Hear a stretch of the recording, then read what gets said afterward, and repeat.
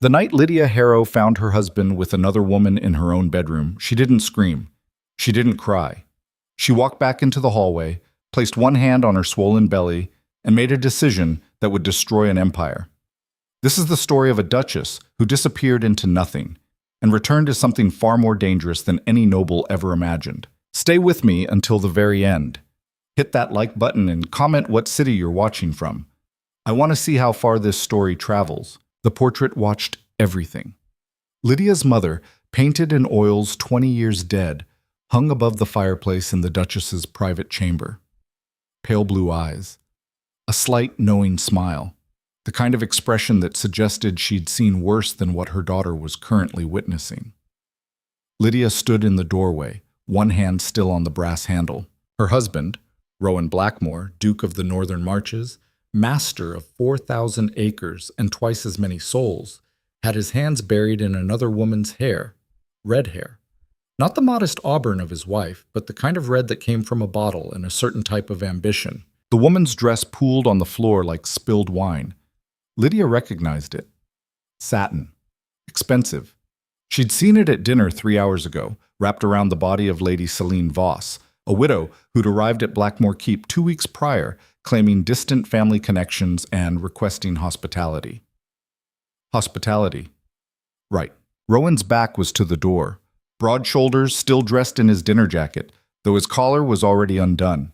He murmured something Lydia couldn't hear. The woman laughed, breathy, performative, the kind of laugh that cost extra. Lydia's hand tightened on the door handle. She should leave, walk away. Pretend she'd never seen this, just like she'd pretended not to see the letters, the late-night disappearances, the servants who wouldn't meet her eyes in the morning. 3 years of marriage had taught her many things, but the most important lesson was this. A duchess's power came from what she chose not to notice. But tonight was different. Tonight, she was 4 months pregnant. Tonight, she could feel the child moving inside her, small, insistent flutters that reminded her this wasn't just about her anymore. Tonight, her mother's portrait seemed to be asking a question Lydia had avoided for 3 years. How much are you willing to endure? She stepped into the room. Her footsteps made no sound on the thick carpet. Imported from the eastern provinces, purchased with her dowry. Everything in this room had been purchased with her dowry, the curtains, the furniture, the 4-poster bed where her husband was currently pressed against a woman who wasn't his wife. Lydia walked past them. Neither noticed. She moved to the window and looked out at the dark grounds of Blackmore Keep. February rain battered the glass. Beyond the manicured gardens, beyond the stone walls, the wild moors stretched into blackness. Rowan. Her voice came out quieter than she'd intended. Not weak, just factual. The way she might comment on the weather. The movement on the bed stopped. Slowly her husband turned. His face passed through several expressions in quick succession. Surprise, irritation, and finally settling on the cold indifference she knew best. Lydia. He didn't move to cover himself or the woman beneath him. You're supposed to be in the East Wing. I was. She kept her eyes on his face. Not because she was being polite, but because looking at anything else would break something inside her she couldn't afford to break. Not yet. I heard sounds. I thought someone might be injured. Lady Voss had the decency to look embarrassed. She grabbed for the sheets, pulling them up to her collarbone. Her lip paint was smeared across her chin. Rowan stood, took his time buttoning his shirt. You should return to your rooms. Should I? It wasn't a question. That seemed to register. His eyes narrowed slightly. The only sign she'd surprised him. 3 years. 3 years of yes, my lord, and of course, my lord, and whatever you think best, my lord. 3 years of making herself smaller and quieter and less, until she'd nearly disappeared entirely. But the child inside her was growing, taking up space, demanding room to exist. Lydia placed both hands on her belly, a gesture she'd been careful to hide until now. She watched Rowan's gaze drop, watched the realization hit him. You're 4 months. She looked at Lady Voss. You should leave. The woman glanced at Rowan, waiting for permission. When he said nothing, she gathered her dress and fled, leaving a trail of expensive perfume in her wake. The door clicked shut, silence, except for the rain. Rowan finished buttoning his shirt. When were you planning to tell me?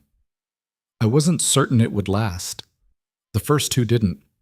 She said it flatly, watching for a reaction. Nothing. He'd barely noticed those losses. The first miscarriage, he'd been away on business. The second, he'd sent flowers with a note his secretary had written. Well, he moved to the sideboard, poured himself brandy from a crystal decanter. Her family's crystal. Congratulations. I assume you'll want to announce it at the spring gathering. Lydia stared at him. At this man she'd married to save her father from bankruptcy. This stranger who'd taken her family's fortune and given her a title and absolutely nothing else. That's all you have to say? What else is there? He drank. You've done your duty. Finally. The succession is secure. We'll need to hire a proper nursemaid, of course. Someone experienced. I won't have my heir raised by me. He shrugged. You're very young, Lydia. Barely 23. Child rearing requires a firm hand. Like the firm hand you've shown tonight? In our chamber? Under my mother's portrait? Something flickered across his face. Not guilt. Rowan Blackmore didn't do guilt, but maybe awareness that he'd miscalculated. Don't be dramatic. Dramatic, Lydia heard herself laugh. It sounded strange, unfamiliar. You're right. I should be grateful. After all, at least you waited until after dinner this time. Last month you barely made it past the soup course before you were enough. The word cracked like a whip. Rowan set down his glass hard enough that brandy sloshed over the rim. I have been patient with you, more patient than most men would be. You came to me with nothing but debts and a family name that was already worth exactly what you paid for it, Lydia finished. I know, you've made that clear repeatedly, in front of the servants, in front of your friends, in front of anyone who might have forgotten for even a moment that I am here as a transaction, not a wife. Then why are you surprised? He gestured at the bed. This is how the world works, Lydia. Men of my position have needs, expectations. A wife provides heirs and manages the household. Everything else is none of my concern? Exactly. Lydia nodded slowly. The rain was coming harder now, battering the windows like it wanted in. And the child? Our child? What will you tell them about how the world works? I'll tell them the truth. That power requires sacrifice. That duty comes before emotion. That marriage is about legacy, not, he waved a hand vaguely, whatever romantic notions you've been reading in those novels. I see. She moved toward the door. Her legs felt distant, like they belonged to someone else. Thank you for clarifying. Lydia. Something in his tone made her pause. You will not discuss this evening with anyone. Not the servants, not your sisters, not anyone. Do you understand? She looked back at him. At this man who would be the father of her child, who would raise their daughter or son to believe that people were transactions, that love was weakness, that cruelty was simply how the world worked. I understand, she said, and for the first time in 3 years, she was telling the absolute truth. The East Wing of Blackmore Keep had been built 200 years ago by a duke's third wife. According to the servants, she'd demanded her own separate quarters after catching her husband with a maid. She'd lived there for 40 years, never speaking to him again, except through written notes delivered by footmen. Lydia had always thought the story was sad. Now standing in her bedroom, smaller than the Duchess's chamber, but at least it was hers, she understood it differently. The third wife hadn't been sad. She'd been smart. Lydia locked the door, then she locked the connecting door to the dressing room. Then she dragged a chair in front of that door for good measure. Her hands were shaking. She sat on the bed and pressed both palms flat against her thighs, willing herself steady. Control. She needed control. Breaking down now wouldn't help anything. A knock. My lady? Her maid's voice, worried. I heard you returned. Do you need help undressing? No, thank you, Margaret. I'm fine. Are you certain? I could bring tea. I'm fine. Silence. Then retreating footsteps. Lydia closed her eyes. Fine. She was fine. Everything was fine. The baby moved, a small roll, like a fish turning in water. Her eyes opened. She stood, crossed to the wardrobe, and pulled out a trunk from the very back. Inside were things from before the marriage, before Blackmore Keep, before she'd learned to make herself invisible. Letters from her sisters. A pressed flower from her mother's garden. A journal she'd kept at 17, full of childish dreams about love and adventure and was all the things she'd been told to stop wanting, and at the very bottom, wrapped in cloth, a small leather purse. Money. Not much, just what she'd managed to save from her pin money over the years. Rowan was generous with the household accounts, but personal funds were another matter. He liked his wife dependent. She counted it. 43 pounds, 6 shillings. Enough to run? Maybe. If she was smart. If she was willing to give up everything. The baby moved again. Lydia sat there, purse in hand, and thought about futures, plural. Because there were exactly 2 paths forward, and both of them were terrifying. Path 1. Stay. Raise this child in Blackmore Keep under Rowan's rule, teaching them by example that marriage was prison and love was a lie.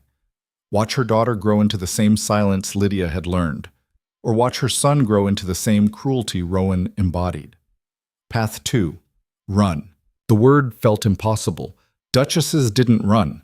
Women of her class didn't just leave. Where would she go? How would she survive?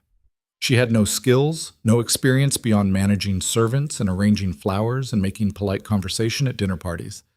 She'd be ruined, hunted, dragged back probably, made an example of. But the child would see her fight. Lydia stood, crossed to the window. The rain was tapering off, leaving the grounds black and wet under a sliver of moon. Beyond the walls, the wild moors. The place's maps labeled unsettled territory, dangerous, lawless, free. She pressed her forehead against the cold glass and made a decision that should have terrified her more than it did. Planning an escape required careful lies.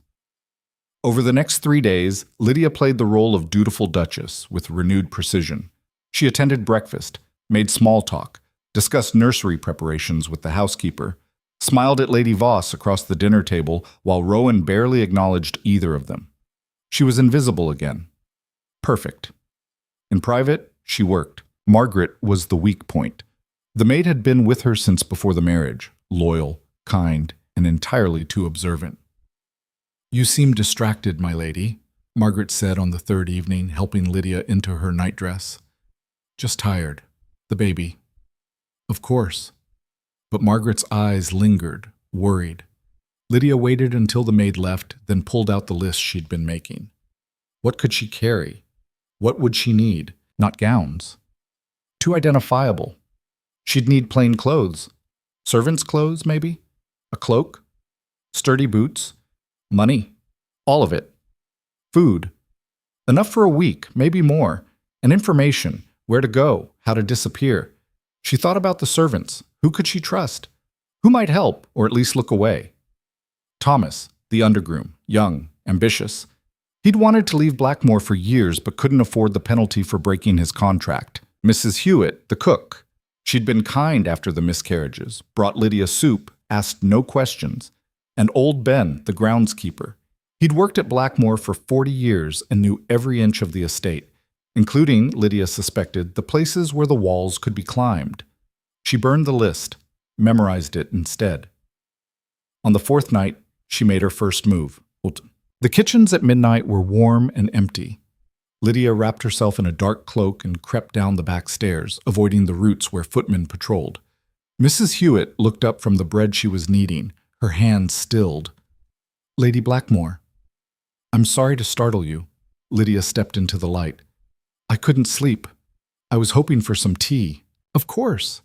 But Mrs. Hewitt was already wiping her hands, looking at the Duchess with the kind of careful assessment that suggested she saw more than most. "Sit. I'll make it fresh." Lydia sat at the long wooden table where the servants took their meals. It felt strange, transgressive. She'd never been in this part of the house before. Not really. Mrs. Hewitt worked in silence, putting the kettle on, pulling down cups. She was in her 50s, gray-haired and solid, with the kind of presence that made Lydia feel oddly safe. "You're not sleeping well," the cook said finally. "No." "The baby?" "Among other things." Mrs. Hewitt poured tea, set a cup in front of Lydia. "Milk? Sugar?" "Just milk, please." They sat across from each other. The kitchen was quiet except for the fire crackling and the kettle ticking as it cooled, I knew your mother, Mrs. Hewitt said abruptly. Lydia's head came up. What? Before she married, she worked in service for a season. Not here, but at Thornfield Manor, 2 estates over. I was a kitchen girl then. She was a lady's maid. Mrs. Hewitt smiled slightly. Pretty thing. Clever. Had plans to save enough money to open a shop in town. She never told me that. Probably didn't want you to know she'd been in service, but she was good at it. Quick. Capable. The cook's eyes met Lydia's. Then she met your father. Married up. Gave up the shop idea. Was she happy? I don't know. Never saw her again after the wedding. Mrs. Hewitt sipped her tea. But I've often wondered if she regretted it, choosing security over freedom. The words hung between them. Lydia wrapped both hands around her cup. If someone wanted to leave, not me, just hypothetically, a woman with no money and no skills, where would she go? Mrs. Hewitt was quiet for a long moment. Hypothetically, she said carefully, there are places. Coastal towns where no one asks questions. Factory towns where workers come and go. Places where a woman could find work if she was willing to do hard labor. What kind of work? Gutting fish, mending nets, washing laundry. Nothing pleasant, nothing easy. Mrs. Hewitt leaned forward. But honest work. The kind where you earn your keep. Lydia nodded slowly. And if this woman, if she needed help getting to one of these places, then she'd need to be smart, patient. She'd need to wait for the right moment, maybe when the household was distracted, a holiday perhaps, or a journey. Mrs. Hewitt's voice dropped, and she'd need someone to leave the East Garden gate unlocked. Hypothetically, their eyes met. Hypothetically, Lydia whispered. Mrs. Hewitt stood, collected the cups. His Grace is planning a hunting trip next week, 3 days. He's taking most of the men. I see. The East Garden gate sticks, needs oil. I've been meaning to mention it to old Ben. She paused at the sink. Terrible thing, that gate. Sometimes it doesn't latch properly at all. Lydia stood. Thank you for the tea. Any time, my lady. Mrs. Hewitt didn't turn around. You should get some rest. Growing a baby is hard work. The next 5 days were agony. Lydia moved through the house like a ghost, hyper-aware of every conversation, every glance. Rowan was preoccupied with hunting preparations, thank God for small mercies. He barely spoke to her, which was perfect. Lady Voss had left. Apparently Rowan had tired of her, or maybe she'd gotten smart and left on her own terms. Either way, she was gone. Margaret noticed something was wrong. You're pale, my lady. Should I send for the doctor? No, just tired. You've been packing. The maid gestured at the open trunk. Are you going somewhere? Lydia's heart stopped, but she'd prepared for this. Just organizing. Spring cleaning. In February? Never too early. Margaret didn't look convinced, but she let it drop. On the 6th day, Rowan left for his hunting trip. Lydia stood at the window and watched the party ride out, 20 men on horseback, dogs running ahead, servants following with supplies. 3 days. She had 3 days. She waited until nightfall, until the house settled into its evening rhythm. Then she moved. First, the clothes. She'd been stealing them piece by piece over the past week. A servant's dress from the laundry, a sturdy cloak from the storage room, boots that Margaret had set aside for mending. She packed them in a small leather bag, along with the money and what food she'd managed to hide. Not much, but enough. Then she sat down and wrote 2 letters. The first was to her sisters.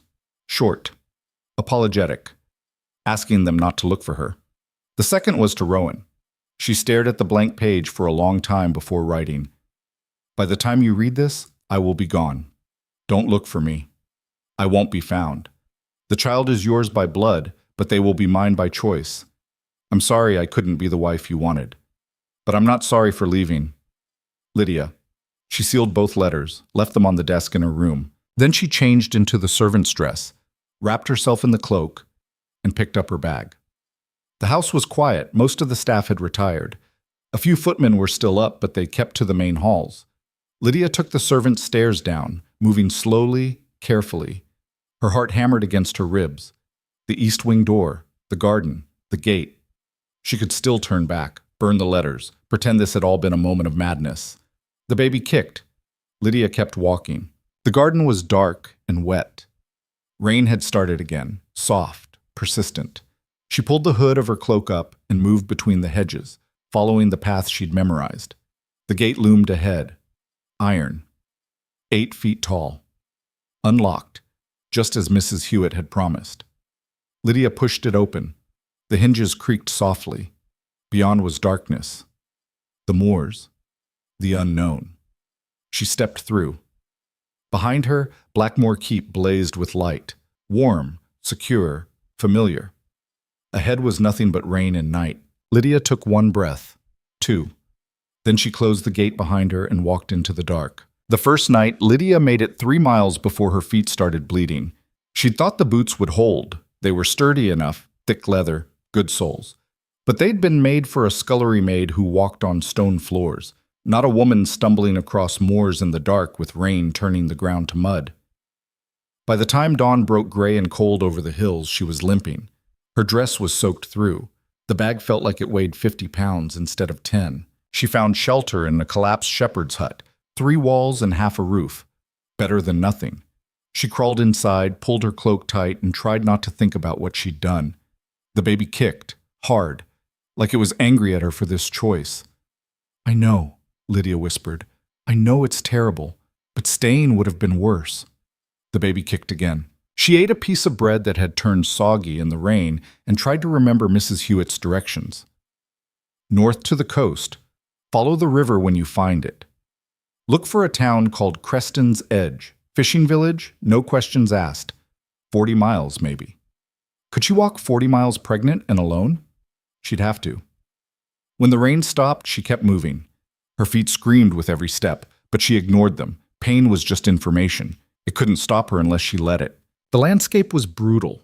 No trees, just endless rolling moors covered in dead grass and rocks. The wind cut through her cloak like it was made of paper.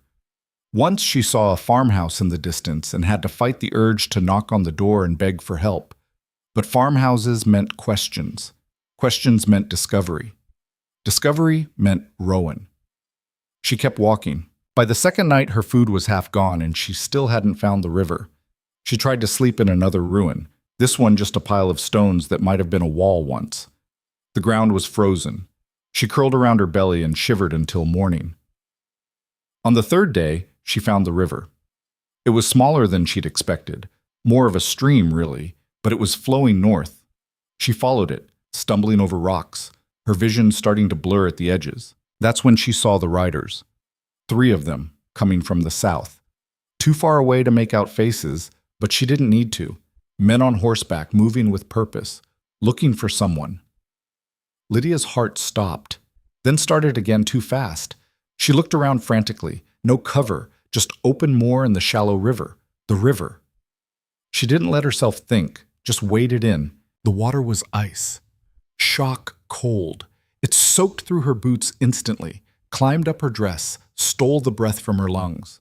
She pushed forward until she was waist deep, then crouched down behind a cluster of rocks. The riders came closer. She could hear them now, horses breathing hard, men calling to each other. Checked the northern farms? Nothing. No one's seen her. His Grace is offering 50 pounds for information. Someone must have seen something. 50 pounds. Enough to make anyone betray her.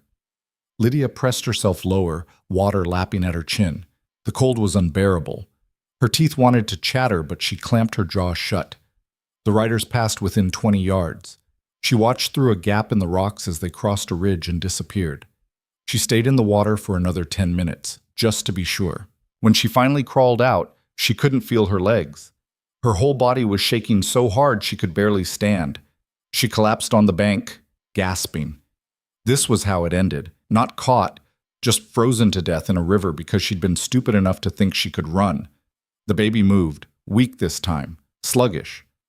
No, she wasn't dying here. Lydia forced herself up, peeled off the wet dress with numb fingers, put on the spare one she'd packed, also wet, but less so.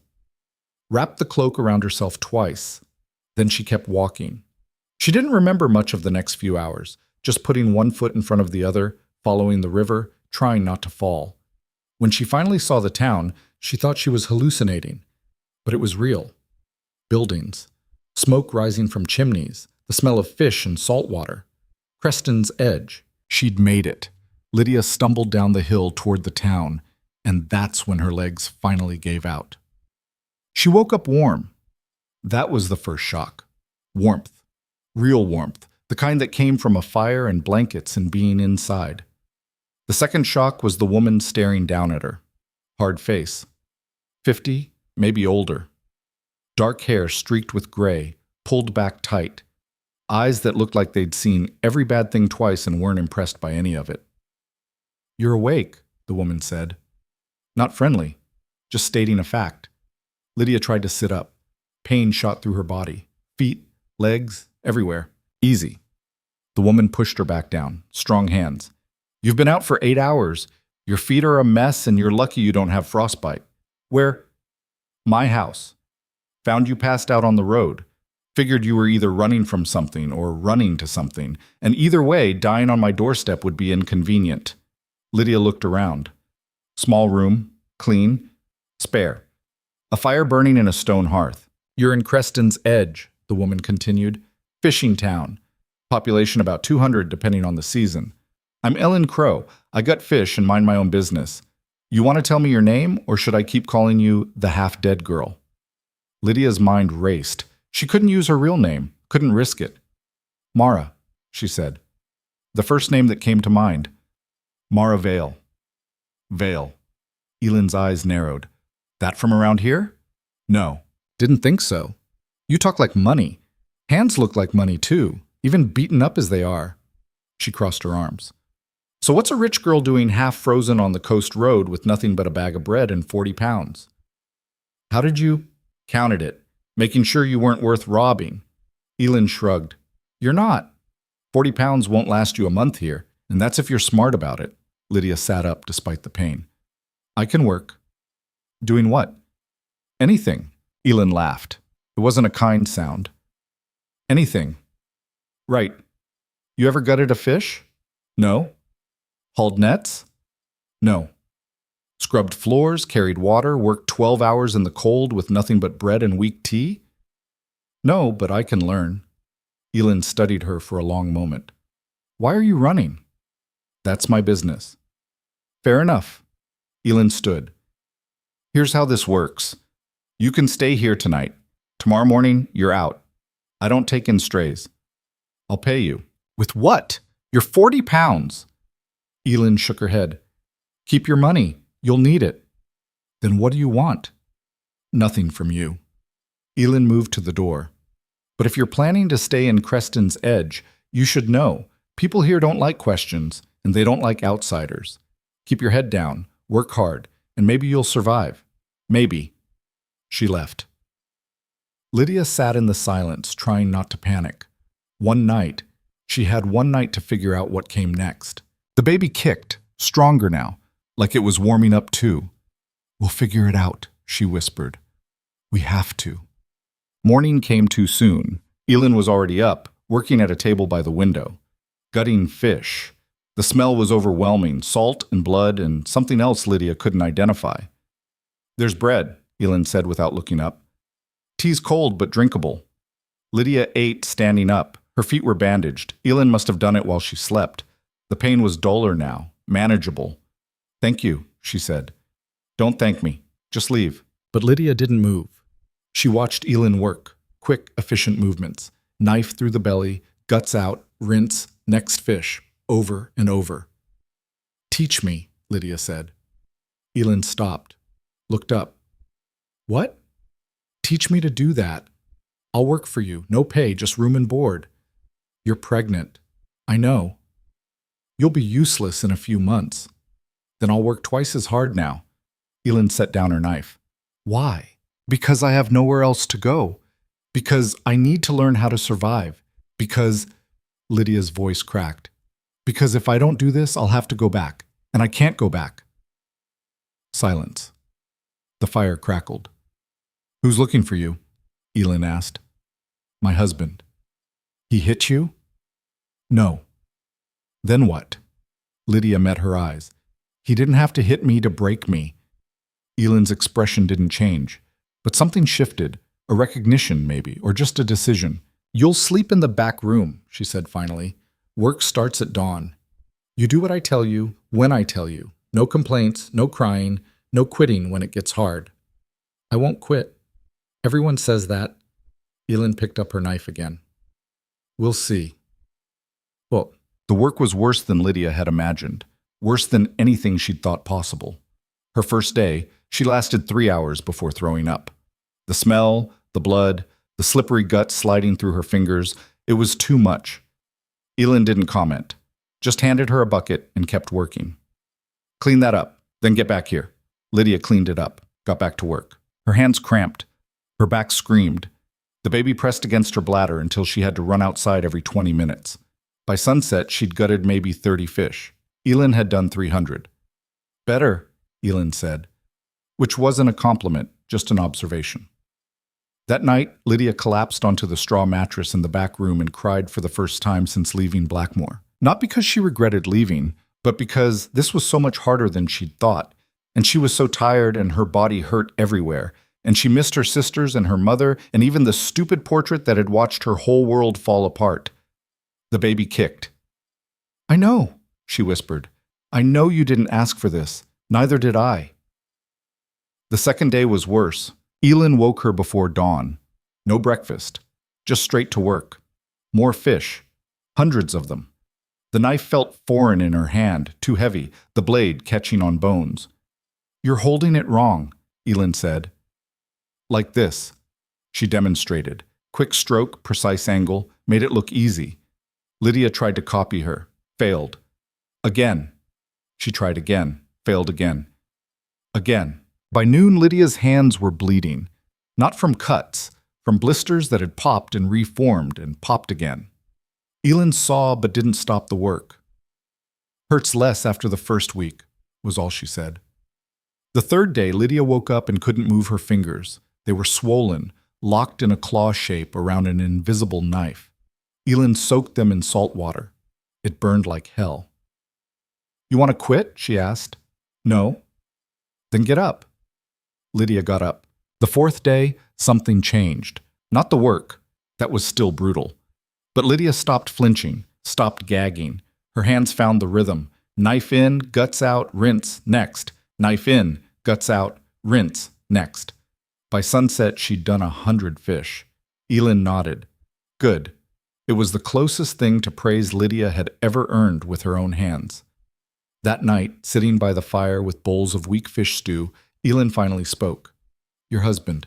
He'll keep looking. I know. Men like that don't stop. They hire people, offer rewards. I know that too. Then you need to be smarter. Ellen set down her bowl. New name's good, but you talk wrong, move wrong. Everything about you screams, doesn't belong here. I'm trying. Trying's not enough. Ellen leaned forward. You want to disappear? Really disappear? You need to become someone else. Not just pretend. Become. How? First, stop apologizing. Working women don't apologize for taking up space. Second, stop standing like someone's going to hit you. Third, she grabbed Lydia's hand, turned it over. These are getting better, but they're still soft. You need calluses, real ones, the kind that come from years of work, not weeks. That'll take time. You don't have time, so you work harder. Ellen pulled out a knife, different from the fish knife, smaller, sharp. You also need to learn to fight. Lydia stared. What? If they find you, you think they'll just ask nicely? You need to be able to defend yourself. I don't know how. Then I'll teach you. Ellen stood. Tomorrow, after fish work, we start training. The training was worse than the fish. Ellen didn't believe in going easy. First lesson, how to take a hit. You're going to get hurt, she said. Can't avoid it, so you need to learn how to hurt and keep fighting. She demonstrated by shoving Lydia, hard. Lydia stumbled, caught herself.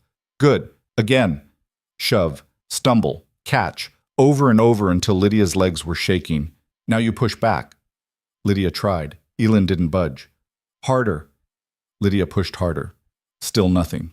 You're pregnant, not dying. Use your weight. It took 20 tries before Lydia managed to move her. When she finally did, Elin grinned. There, that's something. Knife work came next. How to hold it, where to strike, how to keep your grip when your hands were slippery with blood, or sweat, or fear. Aim for soft spots, Elin said. Throat, belly, eyes.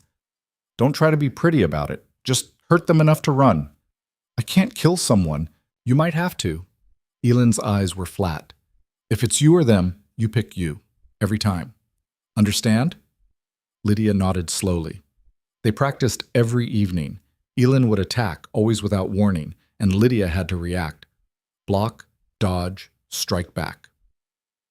Most nights, Lydia ended up on the ground, but she got faster. Learned to read Elin's body before the attack came. Started landing hits of her own. Better, Elin said after 3 weeks. Still terrible, but better. Lydia was too tired to be insulted. 6 weeks into her new life, Lydia barely recognized herself.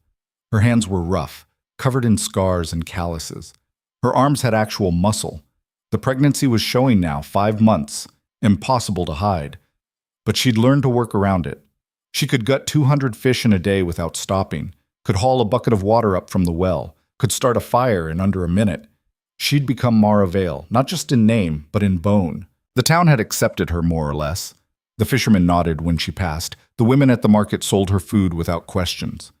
No one asked where she'd come from. Creston's Edge didn't care about the past, only what you could do today. Lydia thought maybe, just maybe, she was safe. Then Rowan's men arrived.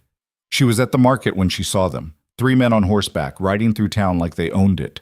Well-dressed, armed, asking questions. Lydia pulled her hood up and turned away, heart hammering. You there? She froze, kept her back to them. Woman, I'm talking to you. Slowly, she turned. The lead rider was looking right at her. Have you seen this woman? He held up a paper, a drawing. Lydia's face, rendered in careful detail. Her face from before, smooth skin, styled hair, expensive dress. Nothing like the woman standing in front of him now. No, she said, kept her voice flat. Local accent, the one she'd been practicing. Never seen her. The rider's eyes narrowed. You're certain? Certain. There's a reward, 50 pounds. Don't need 50 pounds. She turned away. Good luck? Wait. Her blood turned to ice, but she stopped. The rider dismounted, walked closer. Too close. You're new here, he said. Been here 2 months. Where from? North. North where? Lydia met his eyes. Don't flinch. Don't apologize.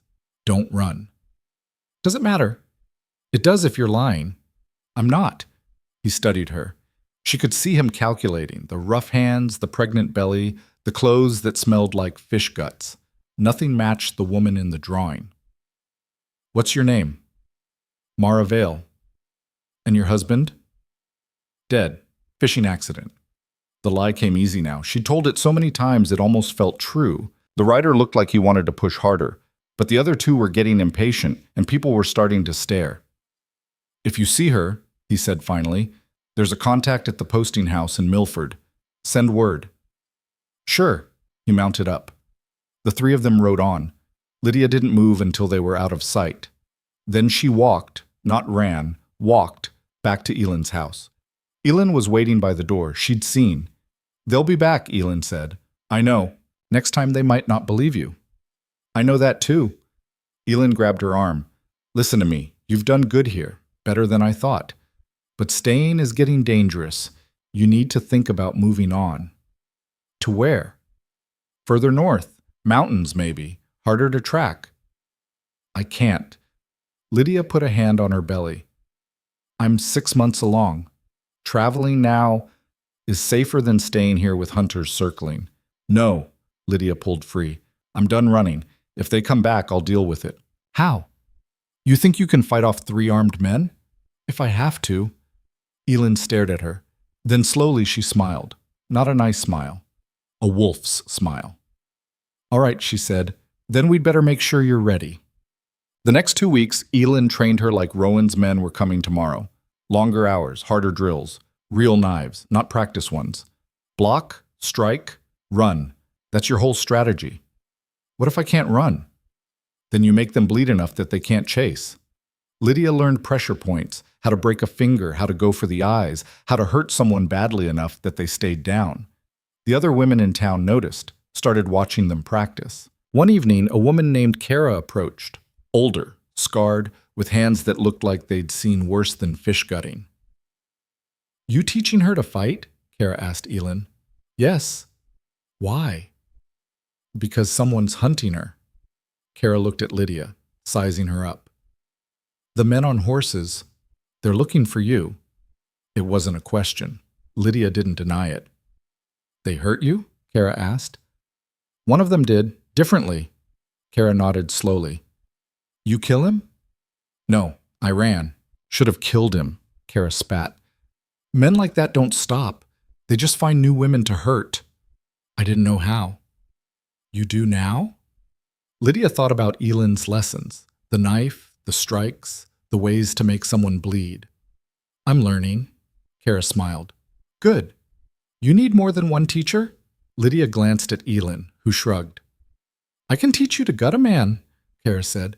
She can teach you to fight him. Between us, maybe you survive. Why would you help me? Because I ran once too. Didn't have anyone to teach me. Lost a lot because of it. Kara's expression hardened.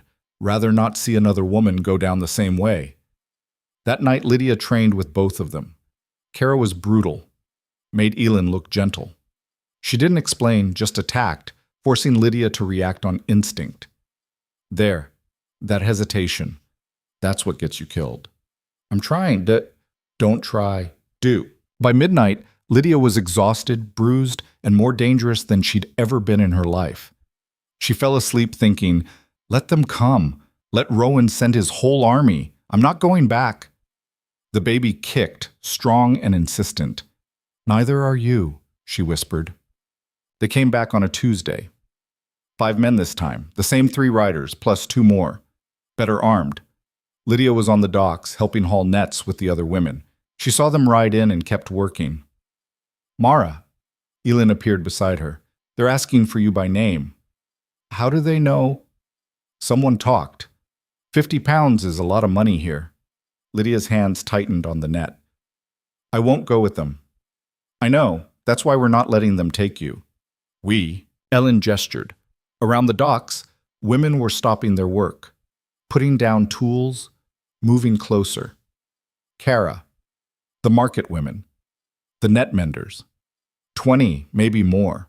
All of them looking at the riders with expressions that could freeze blood. The lead rider dismounted. Same man as before. He looked nervous now, seeing the crowd. We're looking for a woman named Mara Vale, he called out. Duchess Lydia Blackmore. There's a reward for information leading to her recovery. No one moved. She's wanted by her husband, the Duke of Blackmore. Legally, she belongs to... Nobody belongs to anybody here, Kara said. Loud, clear. This is Creston's Edge. We don't recognize your duke or your laws. Then you're harboring a fugitive. We're harboring a woman who asked for shelter. Different thing. The rider's hand moved to his sword. I don't want trouble. Then leave. Not without the Duchess. Lydia stepped forward. Elin tried to grab her, but she pulled free. I'm here, she said. The rider's face lit up. Finally, Your Grace, if you'll come with us... No. His expression changed. Excuse me? I said no. I'm not going back. You don't have a choice. His Grace has legal authority. Not here. Lydia's voice was steady. 6 months ago, she would have been terrified, but she'd gutted 1,000 fish, learned to fight, survived. Here, I'm just Mara, and Mara isn't going anywhere. Then we'll take you by force. He moved, drew his sword. 20 women moved faster. Knives appeared, gutting knives mostly, but also clubs, boat hooks, a fish bat that could crack skulls. The riders backed up. 5 men against 20 women who worked with blades every day. Bad odds.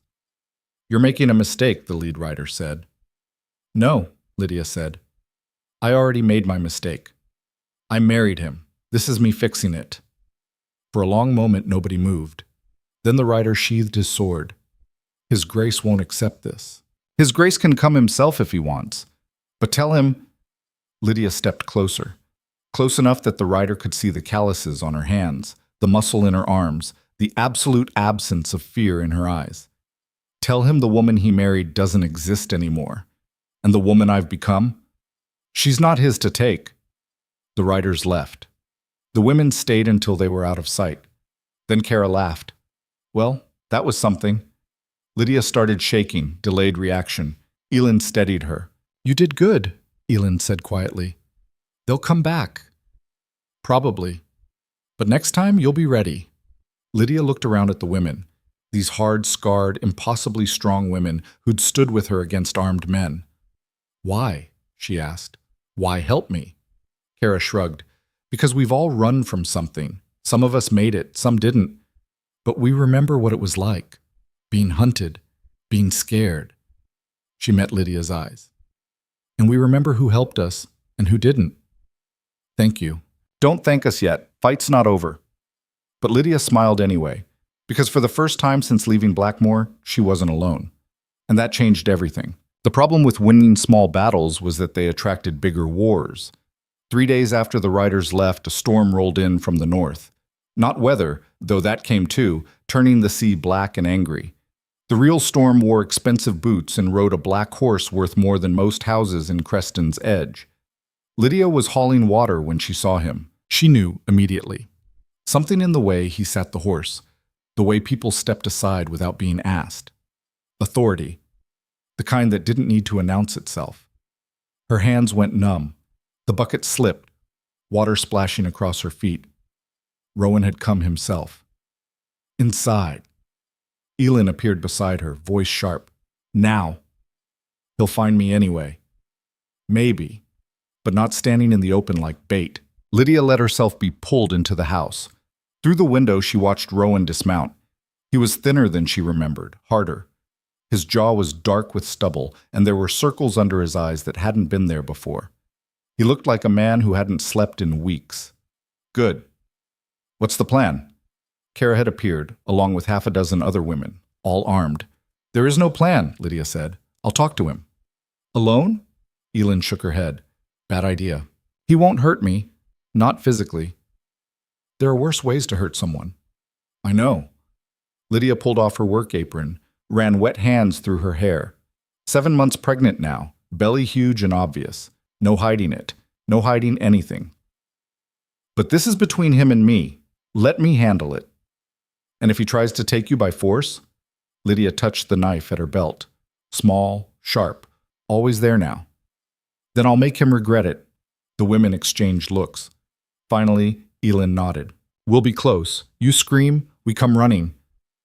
I won't scream. No, Kara said quietly. I don't think you will. Lydia stepped outside. Rowan was standing in the middle of the street, looking at the town like he couldn't quite believe it existed. Mud roads, rough houses, fishing boats pulled up on the shore. Nothing like Blackmoor Keep with its manicured grounds and marble floors. He saw her, went very still. For a long moment, they just stared at each other. Lydia, hearing her real name, felt strange, like putting on an old dress that didn't fit anymore. That's not my name, she said. It's the name I gave you when we married. You didn't give me anything. My father sold me, and you bought. There's a difference. He flinched, actually flinched. She'd never seen him do that before. Can we talk? He asked. Somewhere private? No, here's fine. There are people watching. I know, that's the point. His jaw tightened, but he didn't push, just stood there in his expensive clothes looking completely out of place. You're pregnant? He said finally. Yes. How far along? 7 months. She watched him calculate, watched the realization hit that she'd been pregnant when she left, that she'd fled carrying his child and never told him. You should have said something. Why? So you could lock me in a room and hire nurses to make sure I didn't damage your heir? Lydia crossed her arms over her belly. I know how this works, Rowan. The baby's valuable.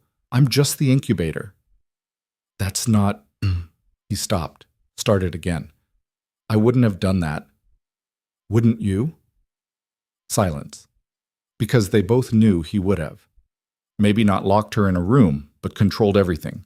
Her diet, her activities, her every movement, all for the precious heir. "I've been looking for you for months," Rowan said. His voice was different, rough around the edges like he'd worn it thin. "Do you have any idea what it's been like? Not knowing if you were alive or dead? Do you have any idea what it was like living with you?" Direct hit. She saw it land. "I know I wasn't—" He rubbed his face. "I know I failed you as a husband." "Failed me?" Lydia laughed, sharp and bitter. "Rowan, you didn't fail me. You never tried. I was a transaction, a solution to my father's debts and your need for an heir. You made that clear from day one. I was trying to maintain boundaries. I thought if I kept distance, it would be easier, less complicated." "Easier for who?" "For both of us." "Well, it wasn't. It was hell." She stepped closer. "Do you know what it's like to be invisible in your own home? To have your husband bring other women into your bed and then act like you're being unreasonable for being upset? That was a mistake." "Which time?" "There were so many." He looked away. "All of them." "You want absolution?" "I'm not giving it." "You want me to come back?" "Not happening. So why are you here, Rowan?" "Because—" He met her eyes again. "Because I can't stop thinking about what you wrote in your letter. About our child growing up in the same world that broke you. And you were right. Everything you said was right. And I want to fix it." Lydia stared at him. "Fix what exactly? Me? The marriage? Yourself?" "All of it. Any of it." His hands clenched. "I'm not asking you to come back to Blackmore. I'm asking you to let me try. To prove I can be better than what I was. Why should I believe you?" "Because—" He gestured helplessly. "Because I'm here. Because I came myself instead of sending more men. Because I've spent 3 months tracking you across half the country, and I could have dragged you back at any point, but I didn't." "You couldn't," Lydia corrected. "The women here wouldn't let you. Maybe, but I wouldn't have tried anyway." He stepped closer, close enough that she could see how exhausted he was. "I just want a chance, Lydia. That's all. One chance to prove I'm not the man you left. I don't owe you chances." "I know, and I won't make this easy for you." "I don't want easy. I want—" He stopped, struggled with the words. "I want to earn what I should have earned from the beginning. Your respect, your trust. Maybe eventually—" "Don't," she cut him off. "Don't talk about love. You don't know what that word means." "You're right, I don't." His voice dropped. "But I want to learn." Lydia wanted to laugh at him, wanted to tell him it was too late, that he'd destroyed everything and there was nothing left to save. But the baby kicked, hard, like it had an opinion about all this. She looked at Rowan, really looked at him. Saw the exhaustion, yes, but also something else. Something that looked almost like desperation. "You can't stay here," she said finally. His face fell. "Lydia, I'm not finished. You can't stay here because you don't belong. You're a duke. You own land and title and power. These people don't trust that. They won't trust you." "Then what? If you want to prove you've changed, you earn it, not with money or words, with work." She gestured at the town. "You want a chance? Get your hands dirty. Live like we live. Work like we work. Show me you can survive without servants and titles and all the things that made you think you were better than everyone else. For how long?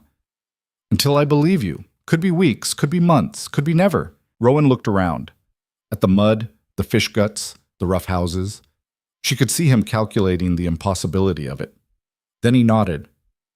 "All right. All right? I'll do it, whatever you want." Lydia didn't believe him, couldn't let herself believe him, but there was something in his eyes, something raw and honest that she'd never seen before. "We'll see," she said.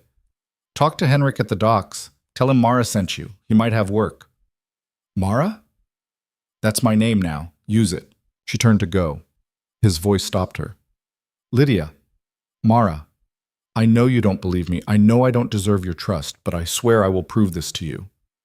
"Then stop talking and start working." She walked away, feeling his eyes on her back. Behind her, she heard Kara mutter, "This is going to be interesting." Interesting was one word for it. Watching Rowan Blackmore try to work as a fisherman was like watching a horse try to dance. Technically possible, but painful for everyone involved. Henrik, grizzled, 60, with a face like old leather, took one look at Rowan and laughed. You want to work my boat? Yes. You ever been on a fishing boat? No. You get seasick? I don't know. Henrik laughed harder. All right, Your Grace, let's see what you're made of. The answer, apparently, was mostly vomit. Rowan made it 20 minutes before he was hanging over the rail, emptying his stomach into the sea. The fishermen found this hilarious. They'd placed bets on how long he'd last. 15 minutes, someone called. Who had 15? I had 20. Damn. Rowan straightened, wiped his mouth, and went back to work. Hauling nets. Heavy, wet nets that required actual muscle and coordination. He was terrible at it, but he didn't quit. Lydia watched from the shore, arms crossed over her belly. Elin stood beside her. He's really doing it, Elin said. He's trying. Same thing. No, it's not. But she kept watching anyway. Day 2, Rowan showed up with blisters on his hands. Day 3, the blisters had popped and reformed. Day 4, he moved like an old man, every muscle clearly screaming. Day 5, Henrik grudgingly admitted he was getting better. Still useless, Henrik clarified, but less useless than before. The town was divided. Some people thought it was a joke, a rich man playing at poverty, waiting for the moment he'd get bored and leave. Others were less charitable. He's dangerous, one of the older fishermen said. Men like that don't change. They just get sneakier. Give him time, Kara argued. Why? So he can figure out how to hurt her worse. Lydia heard all of it, ignored most of it. She had bigger problems. 7 months pregnant meant she was starting to slow down. Her back hurt constantly. Her feet swelled. Simple tasks took twice as long. Elin tried to make her rest. You're going to work yourself into early labor. I'm fine. You're not fine. You're exhausted and stubborn. Stubborn's kept me alive this long. Stubbornness won't deliver a healthy baby. Lydia knew she was right. But resting meant thinking. Thinking meant acknowledging that in 2 months, maybe less, she'd have a baby to protect. A child who would be Rowan's heir whether she liked it or not. A child who might be used as leverage to drag her back to Blackmore. That night, she couldn't sleep. The baby was active, rolling and kicking like it was training for something. She lay in the dark, one hand on her belly, and tried to imagine the future. A knock at the door. Lydia tensed, reached for her knife. It's me. Rowan's voice. Quiet. Can we talk? She should have said no, should have told him to leave, but she opened the door. He looked worse than she'd ever seen him. Hair tangled with salt and sweat, clothes stained with fish blood, hands wrapped in bandages. What do you want? To apologize. You already did that. No, I said words. I didn't mean them. Not really. He leaned against the doorframe, exhausted. I'm starting to understand what you went through, what I put you through. 1 week of hard work and you understand? 1 week of realizing I don't know how to do anything useful, that without my title and money, I'm worthless. He looked at his bandaged hands. You learned all this, alone, pregnant, while I was sleeping with other women in my bed. Yes. At least he didn't deny it. Why are you telling me this? Lydia asked. Because I need you to know I'm not here to win you back. I'm here because I owe you, and our child. I owe you both a father who's worth something. You think hauling nets makes you worth something? No, but it's a start. The baby kicked. Rowan's eyes dropped to her belly. Can I? He stopped. May I feel it? The baby? Every instinct screamed no. But something in his expression, hesitant, almost afraid, made her pause. She took his hand, placed it on her stomach. The baby kicked immediately, hard, like it was saying hello. Rowan's breath caught. That's your child. Our child. She pulled his hand away. Who deserves better than what either of us had growing up? I know. Do you? Because I grew up watching my mother disappear into my father's shadow, and you grew up thinking people were possessions. She met his eyes. We're both broken, Rowan. The question is whether we can be broken differently enough to not break our child. I want to try. Trying's not enough. You have to succeed. Then I'll succeed. She wanted to believe him. Wanted it so badly it physically hurt, but wanting something didn't make it true. Go, she said. "You've got an early shift tomorrow." He left without argument. Lydia closed the door and leaned against it, shaking. This was dangerous.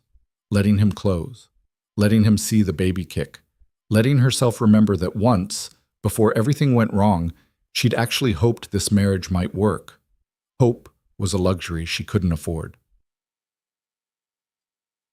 Week 2, Rowan started learning to gut fish. He was predictably terrible at it. "You're holding the knife wrong," Lydia said before she could stop herself. They were both at the cleaning station. She'd been avoiding him, but there were only so many places to work in a small town. Rowan looked up, surprised she was talking to him. "How should I hold it?"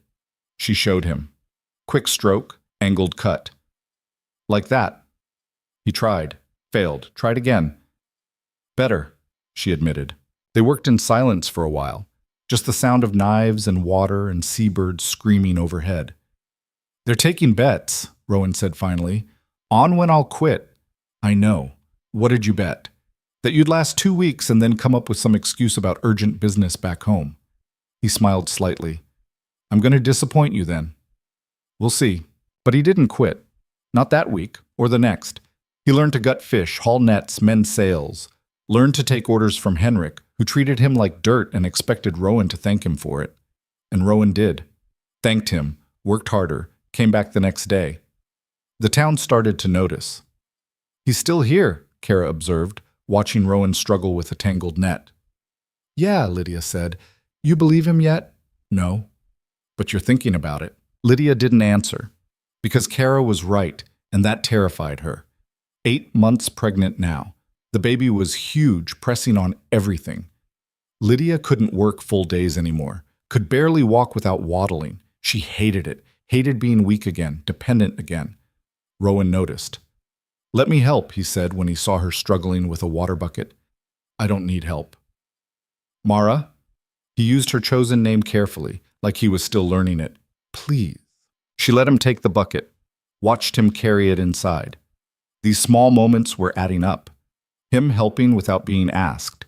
Him learning names of the townspeople, earning grudging respect from the fishermen. Him showing up every day despite the blisters and bruises and constant exhaustion. But moments weren't enough. "Why?" she asked one evening. They were sitting on the dock, watching the sun set over the water. The baby was kicking hard enough that she had to stop and breathe through it. "Why what? Why are you really here? And don't say it's about proving yourself. There has to be more." Rowan was quiet for a long time. "Do you remember our wedding night?" "Unfortunately." "I was terrified." That made her look at him.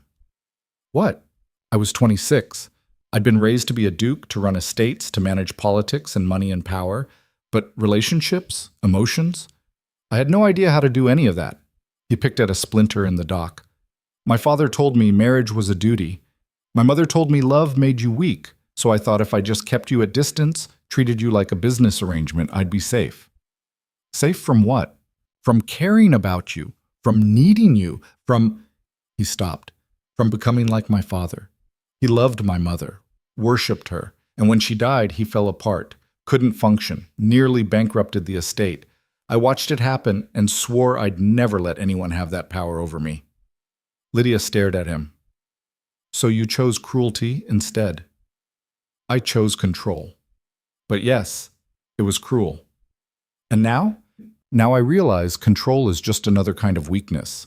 Real strength is letting yourself be vulnerable, letting yourself care even when it hurts." He looked at her.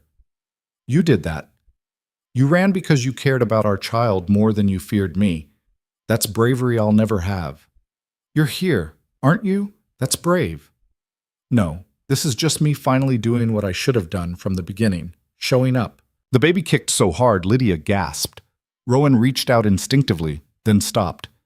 "It's all right," she said, took his hand, placed it on her belly again. They sat like that as the sun dropped below the horizon, his hand on her stomach, feeling their child move. The future uncertain, but maybe possible. The storm came 2 weeks before Lydia's due date. Not the weather kind. Worse. She was at the market when she saw the riders. Different men this time. More of them. Better armed. And at the front, wearing expensive furs and carrying legal documents, was someone Lydia recognized, her father. The ground tilted. "Lydia!" Her father dismounted, smiling like this was a reunion instead of an invasion. "Thank heavens we've found you." "What are you doing here?" "Saving you, darling. From this—" He looked around with barely concealed disgust. Unfortunate situation. People were gathering. Lydia saw Elin, Kara, the others, saw Rowan running from the docks, still covered in fish guts. "I don't need saving," Lydia said. "Of course you do. You're clearly not thinking straight. Pregnancy does that to women." He gestured at the men with him. "These gentlemen have legal authority to escort you back to Blackmore, for your own safety." "I'm safe here. Living in poverty, working like a commoner. This isn't safe. It's madness." He lowered his voice. "Your husband has been very generous. He's willing to forgive this little episode if you just come home." "I'm not going home." "You don't have a choice. The marriage contract is legally binding. You're his property." "She's not property." Rowan had arrived. He looked between Lydia and her father, and something dangerous flashed in his eyes. "Your Grace." Her father bowed slightly. "I apologize for my daughter's behavior. She's been under considerable stress." "She's not going back unless she chooses to," Rowan said. Her father laughed. "With respect, Your Grace, that's not how marriage works. You have legal rights. I'm renouncing them." Silence. "What?" Lydia and her father said simultaneously. Rowan looked at her. "I'm renouncing my legal claim. If you want to stay here, you stay. If you want to leave, you leave. But it's your choice, not his, not mine, yours." "You can't do that," her father sputtered. "The heir is Lydia's to raise however she sees fit. If she wants my help, I'll give it. If she doesn't, I'll stay away." Rowan's voice was steel. "But I will not force her to do anything ever again." Her father's face went red. "This is insanity. The contract means nothing if I don't enforce it, and I won't." Rowan turned to the men with legal documents. "You can leave, now." "Your Grace, we have orders." "From who?" "Her husband?" Rowan smiled coldly. "That's me, and I'm countermanding them. Leave." The men exchanged looks. Finally, they mounted up. Lydia's father grabbed her arm. "Lydia, listen to me. You're making a terrible mistake. Come back to Blackmore. You'll be taken care of, like you took care of me when you sold me to pay your gambling debts." He flinched. "That was necessary. The family needed you to stop betting on horses and start taking responsibility. But you couldn't do that, so you sold me instead." She pulled free. "I'm done being your solution. Done being anyone's solution. I'm making my own choices now." "You'll regret this." "Maybe. But they'll be my regrets." Her father looked at her like she was a stranger. Maybe she was. He mounted his horse. "Don't come crying to me when this all falls apart." "I won't." He rode away with his men, leaving Lydia standing in the market square with her heart hammering and her hands shaking. Rowan was watching her carefully. "Are you all right?" "No, but I will be." She looked at him. "What you just did was what I should have done months ago, years ago." He stepped closer. "I meant it, Mara. Every word. You're free. Legally, practically, every way that matters. The choice is yours. And if I choose to stay here, raise our child here, then I'll stay too, if you'll let me, or I'll leave if you won't. Whatever you need."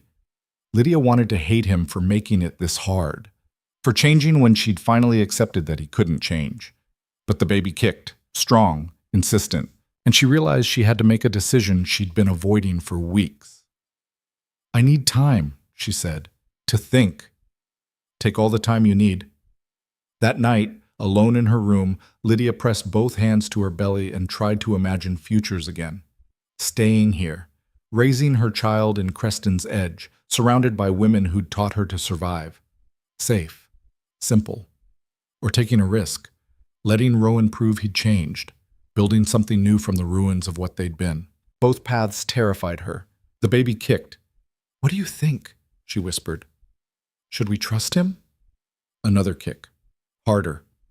Lydia closed her eyes. Then the pain hit. Sharp, violent, radiating from her back through her entire body.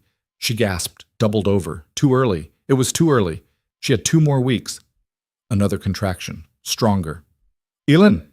She tried to yell, but it came out as a gasp. The door burst open. Elin took one look and started shouting orders. Get Kara! Get the midwife, now! People ran.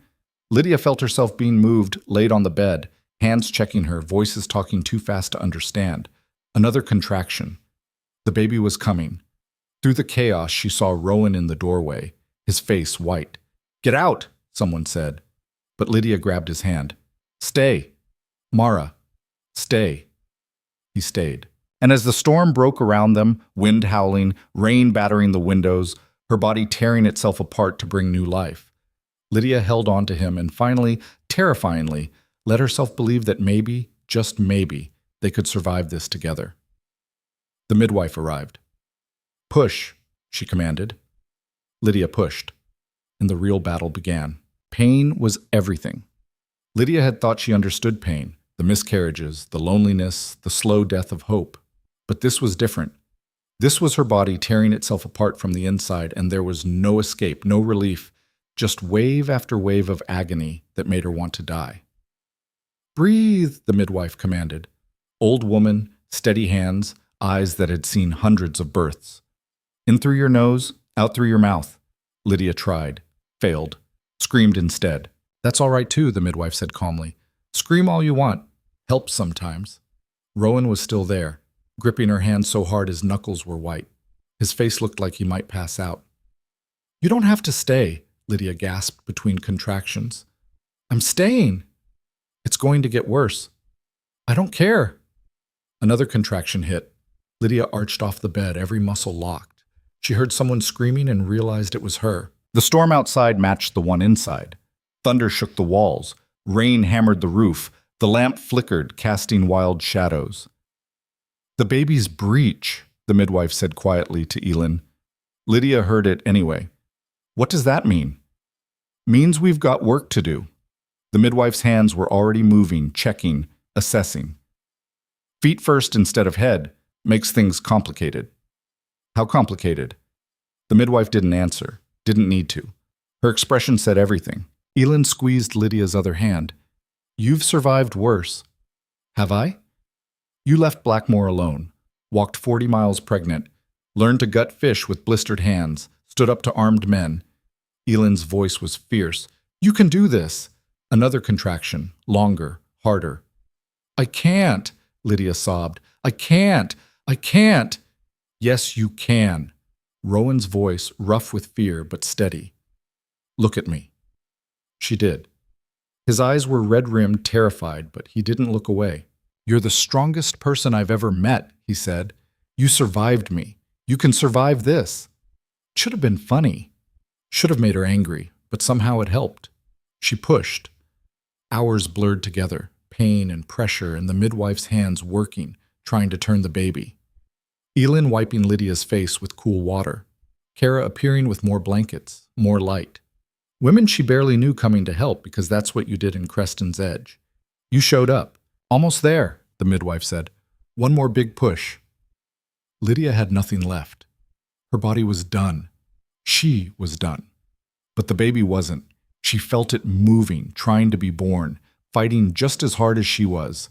So she pushed, and a cry, thin, angry, the most beautiful sound she'd ever heard.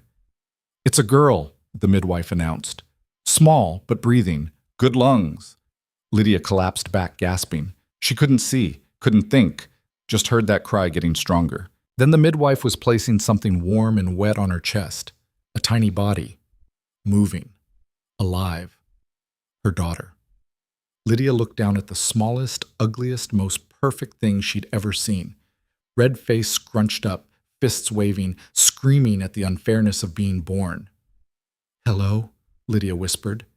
The baby stopped crying, opened dark eyes, too dark to tell the color yet, and stared. Rowan made a sound, something between a laugh and a sob. Can I? His voice broke. May I hold her? Lydia looked at him, saw tears streaming down his face, saw his hands shaking, saw a man completely undone. Help me, she said to Elin. Together they positioned the baby so Rowan could see her properly. He didn't try to take her, just looked, stared like he was memorizing every detail. She's so small, he said. She's early, but strong. The midwife was cleaning up, efficient and calm now the crisis had passed. She'll need to be watched carefully, fed often, kept warm. I'll do it, Rowan said immediately. You? The midwife raised an eyebrow. Whatever she needs, whatever either of them need. He looked at Lydia. If you'll let me. She was too exhausted to fight, too exhausted to be careful. Yes, she said. The midwife left once the bleeding stopped and she was satisfied both Lydia and the baby would survive. Elin stayed longer, helping clean up, bringing food Lydia couldn't eat. What will you name her? Elin asked. Lydia looked down at the tiny face. She'd been thinking about names for months, making lists, weighing options. But now, as though looking at this fierce little creature who'd fought her way into the world too early and too stubbornly, only one name fit. Vera, she said. It means truth. Good name, Elin smiled. She'll need it, being your daughter. Kara poked her head in. How's our girl? Tiny, angry, perfect. Lydia shifted, wincing. Everything hurt. Thank you. All of you. That's what family does, Kara said simply. After they left, it was just Lydia, Rowan, and Vera. The storm had passed, leaving the night quiet except for the baby's soft breathing. Rowan sat in the chair beside the bed, watching them both like he was afraid they'd disappear if he looked away. You should sleep, Lydia said. Can't. What if she needs something? Then I'll wake you. What if you need something? Rowan. She looked at him. I'm not going to vanish, neither is she. He nodded but didn't close his eyes. Lydia understood. She couldn't sleep either. Just kept staring at Vera, amazed that this person had been inside her all this time, and now she was here, real, separate, terrifying. I don't know how to do this, she admitted. Neither do I. You're supposed to say something reassuring. I'm done lying to you. He leaned forward. We'll figure it out, together, if you want. If I want, she laughed softly. You're really leaving it up to me? Yes. Even though she's your heir, your legitimate daughter who'll inherit everything? Even though, his voice was firm. She's a person, not a chess piece. I won't treat her the way I was treated. Lydia studied him, looking for the lie, the manipulation, finding only exhaustion and something that looked like wonder. All right, she said finally. We'll try. Try what? Being parents. Together. But if you hurt her, if you treat her like property or a disappointment or anything less than a whole person, I will take her and disappear so completely you'll never find us. I believe you. Good. Vera made a small sound, not quite crying, just announcing her presence. Rowan stood immediately. What does she need? Probably hungry. Here. Lydia adjusted her nightgown. This part was awkward, uncertain. She'd read about it, but reading wasn't the same as doing. The baby latched on after a few tries. Strong pull. It hurt, but in a different way than the birth. A useful pain. Rowan watched, fascinated and uncomfortable. Do you need... Stop hovering. Right. Sorry. But he didn't leave. Just sat back down, keeping vigil. They stayed like that until dawn broke gray and cold over Creston's edge. A new day. A new person in the world. Everything had changed. The first week was chaos. Vera ate constantly, screamed when she wasn't eating, slept in fits and starts that left Lydia feeling like she'd been hit by a cart. Rowan helped. That was the shocking part.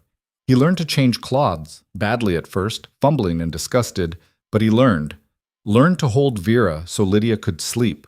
Learned to walk her around the room when she cried, humming tuneless songs that somehow worked. You're getting better at this, Lydia said one morning, watching him burp the baby. Better than terrible is still not good. It's better than I expected. He smiled slightly. Low bar. Earned bar. Vera burped, then promptly spit up on his shoulder. Rowan didn't even flinch, just grabbed a cloth and cleaned it up. The old Rowan, the Duke who'd cared more about his appearance than his wife, would have been horrified. This Rowan barely noticed. The town noticed. He's still here, Henrik observed, watching Rowan work with a baby strapped to his chest in a sling Kara had made. Month now. Thought he'd be gone by 2 weeks. He's stubborn, Lydia said. Like someone else I know. Henrik grinned. Baby looks good. Small but strong. She takes after her mother. Aye, poor bastard. But he said it fondly. More people started talking to Rowan. Not friendly exactly, but not hostile either. He'd earned that much. The work, the staying, the showing up every morning despite the blisters and exhaustion. And the way he was with Vera. Never seen a noble change a diaper before, one of the fishwives commented. Never seen a noble gutfish before either, another added. Times are strange. But they were warming to him, slowly. Lydia was warming to him too. That was the terrifying part. It was hard to hate someone who got up 3 times a night to bring you the baby, who worked all day hauling nets, then came home and heated water for washing, who learned to cook, badly, so Lydia could rest, who looked at Vera like she was the center of the universe. You're getting attached, Elin observed. They were outside, hanging laundry. Vera was asleep in a basket nearby. 3 weeks old now, already bigger, stronger. I'm being practical, Lydia said. That's not what I see. What do you see? Someone who's scared of wanting something. Elin pinned up a cloth. You've been burned. Makes sense you'd be careful. But careful can turn into cold if you're not watching. I can't afford to trust him. Can you afford not to? Lydia didn't answer, just watched Rowan through the window, holding Vera, rocking her gently. He was singing, off-key, words she couldn't make out. The baby was watching him with serious eyes. He's going to break my heart, Lydia said quietly. Maybe. Or maybe he's going to surprise you. Elin touched her shoulder. Either way, you'll survive. You're good at that. That night, Lydia made a decision. We need to talk, she told Rowan. He looked up from the letter he was writing, correspondence to Blackmore, explaining his extended absence. His steward was probably having fits. All right. She sat across from him. Vera was asleep in the cradle Rowan had built. Rough work, but sturdy. This is working, Lydia said. Better than I thought it would. But we can't stay in limbo forever. Eventually we need to decide what we're doing, where we're going. What do you want to do? I asked first. Rowan set down his pen. I want to go back to Blackmore. Her heart sank. Of course you do. Let me finish. He leaned forward. I want to go back because that's where my responsibilities are. The estate, the tenants, the people who depend on me. But I want you and Vera to come with me. Not as my property. As my partners. Partners. Yes, I want to rebuild Blackmore, make it something different, better. His eyes were intense. But I can't do it alone. I need you, your strength, your honesty, your refusal to accept things just because they've always been that way. And if I say no, then I'll renounce the title, find someone else to inherit, stay here with you. Lydia stared at him. You're serious? Completely. You'd give up everything? I already did. The moment I let you choose. He reached across the table, stopped just short of touching her hand. I'm not the man I was, Lydia. I can't go back to being him even if I wanted to. You changed me. This place changed me. Vera changed me. People don't change that fast. They do when they have to, when the alternative is losing everything that matters. Lydia looked at Vera, looked at Rowan, looked at the small, safe life she'd built in Creston's Edge. Safe, but small. If we go back, she said slowly, things will be different. How different? You said partners. I'm holding you to that. No more decisions without me. No more treating me like decoration. No more, her voice caught, making me invisible. Never again. And Vera, she doesn't get raised in silence. She learns to fight, to think, to choose her own path. Agreed. Even if that path is scandalous? Especially if it's scandalous, he smiled. She's your daughter. Scandal's probably inevitable. Lydia wanted to stay angry, wanted to keep her walls up, but Vera stirred in her sleep, made a small sound, and Lydia thought about futures again. A future where Vera grew up in Creston's Edge, safe, limited, never knowing she could be more. Or a future where Vera grew up at Blackmore, dangerous, complicated, but with the resources to change things, to be different, to prove that legacy wasn't about bloodline, but about what you built. We'll try it, Lydia said. 6 months. If it doesn't work, we come back here. 6 months, Rowan agreed immediately. And you're still sleeping in a separate room. Understood. And if you ever bring another woman into my space again, I will remove parts of you that you value. His eyes widened slightly. Noted. Vera woke up crying. Lydia went to her, picked her up, felt the small, warm weight settle against her chest. We leave in 2 weeks, she said. That gives you time to arrange things. Hire staff. Make sure the estate knows what's coming. What's coming? A duchess who guts fish and fights with knives, and a baby who's going to inherit everything. She looked at him. Are you ready for that? No, but I'll learn. You better. What? The next 2 weeks were a blur of preparation. Rowan wrote letters, made arrangements, sent advance riders to prepare Blackmore Keep for their arrival. The women of Creston's Edge helped Lydia pack. Not much. She wasn't taking the Duchess's wardrobe back. Just practical clothes and the knife Elin had given her. You'll come back? Kara asked. If I need to. Not if. When you need a break from all those nobles. Kara hugged her. You've got family here now. Don't forget that. I won't. Elin was quieter. Helped pack in silence, occasionally stopping to hold Vera. You changed things here, Elin said finally. Showed people that running doesn't mean you're weak. That survival takes more strength than staying. You taught me that. I taught you to gut fish. You taught yourself everything else. Elin handed Vera back. Don't let them make you small again. I won't. Good. Because I'd hate to come to Blackmore and gut your husband like a cod. Lydia laughed. I'd pay to see that. The day they left, half the town came to see them off. Rowan had arranged a carriage, not the fancy kind, just sturdy and practical. Enough room for Lydia, Vera, and their bags. Ready? He asked. Lydia looked back at Creston's Edge, at the rough houses and muddy streets and the people who'd saved her life without asking for anything in return. Yes, she said. The journey took 3 days. Vera screamed for most of it. Lydia fed her, changed her, walked her up and down the carriage aisle until her arms ached. Rowan helped when he could, mostly just held the baby while Lydia slept in fits and starts. How did women do this before? He asked after a particularly bad night.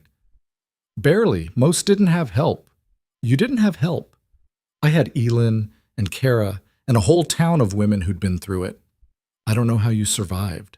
Neither do I sometimes. On the 3rd day, Blackmore Keep came into view. Lydia's breath caught.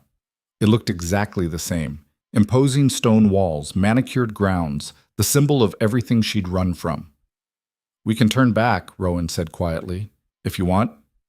She almost said yes, almost told the driver to turn around. But Vera was awake, looking around with curious eyes. And Lydia thought, she deserves to know where she came from, even if we don't stay. Keep going, she said. The gates opened. The carriage rolled through. Staff were lined up in the courtyard. Dozens of them. All staring as the Duchess, who'd vanished 7 months ago, emerged from the carriage holding a baby and wearing a dress that smelled like fish. Mrs. Hewitt was there. She smiled. Lydia smiled back.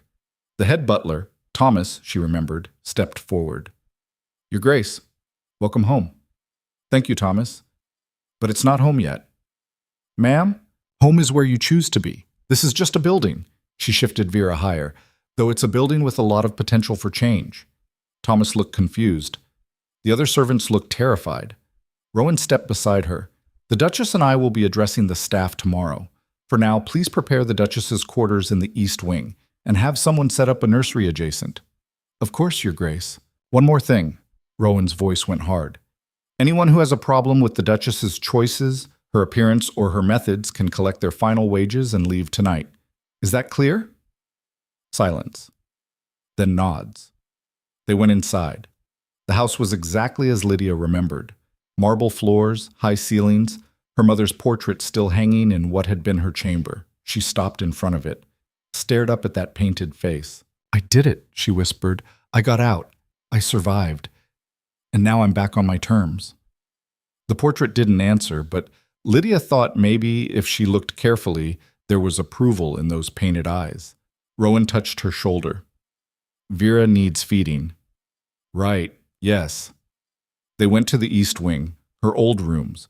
Someone had already cleaned them, aired them out, removed every trace of Lady Voss and all the others. Good. Lydia sat in the window seat, the same one where she'd planned her escape, and fed her daughter while looking out at the grounds she'd crossed that rainy night. "I was terrified," she said. "When I left, didn't know if I'd make it past the gates. But you did. Because I had to. Because staying was worse than dying. And now? Now I'm not sure which is scarier, being here or being anywhere else." Vera finished eating. Lydia burped her, held her close. "We'll figure it out," Rowan said. "Together." "You keep saying that." "Because I mean it." Lydia looked at him, really looked. Saw the calluses still on his hands, the sun damage on his face, the way he held himself differently, less arrogant, more grounded. Maybe people could change. Maybe. "Tomorrow we start," she said. "Rebuilding." "What are we rebuilding?" "Everything." Sat. Morning came with knock at the door. Thomas, looking apologetic. "Your Grace, there are visitors. They're demanding to see you." "Who?" "Nobles from neighboring estates. They heard you'd returned." Lydia exchanged looks with Rowan. "Already?" "News travels fast," he said. "Do you want me to send them away?" "No." She stood, handed Vera to him. "I'll see them." "Are you sure?" "I've faced down armed men in childbirth. I think I can handle gossips." She changed quickly, not into the elaborate gown still hanging in her wardrobe, into one of the simple dresses from Creston's Edge. Clean, practical, unmistakably not noble. The nobles were waiting in the formal sitting room. 3 women, 2 men, all dressed in expensive fabrics and wearing expressions of barely concealed shock. Lady Morrison spoke first.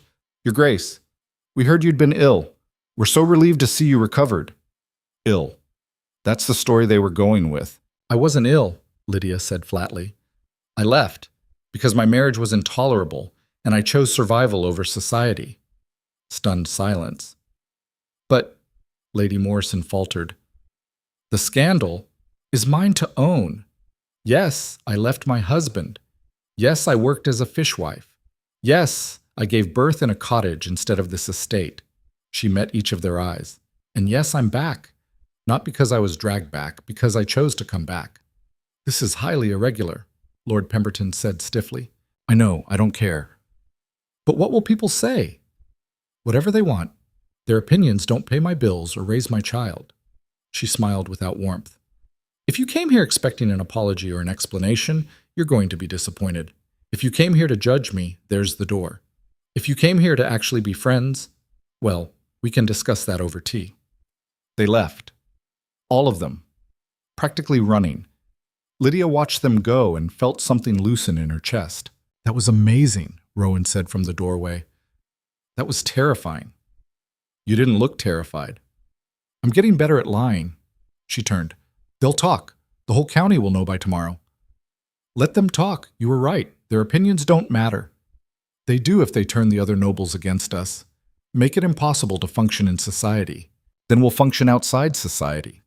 Build something new." He came closer. "You wanted to rebuild everything. Let's start with the rules." Lydia looked at him. At this man who'd been her jailer and was now, what? Her partner? Her ally? Maybe something more complicated than either. "All right," she said. "Let's start." That night, sitting at the desk in her room, Lydia wrote letters. To her sisters, explaining everything. Inviting them to visit. To the tenants, introducing herself properly. Asking what they needed. To Elin and Kara, telling them she'd made it. Thanking them for saving her life. And to herself, though she didn't write it down, just thought it while watching Vera sleep in her new cradle. "I survived. I'm here, and I'm not done fighting." Rowan appeared in the doorway. "Can I come in?" "It's your house." "It's your room. Different thing." She gestured him in. He sat across from her, careful to maintain distance. "The servants are talking," he said. "About?" "How different you are. How you spoke to Lady Morrison. How you're—" He paused. "How you're not afraid anymore." "I'm terrified constantly." "But you don't show it. That's the difference." He leaned forward. "They respect you, Some are scared of you, but they all respect you. Fear and respect aren't the same thing. No. But sometimes they travel together. He smiled slightly. My father ruled through fear. I tried to rule through distance.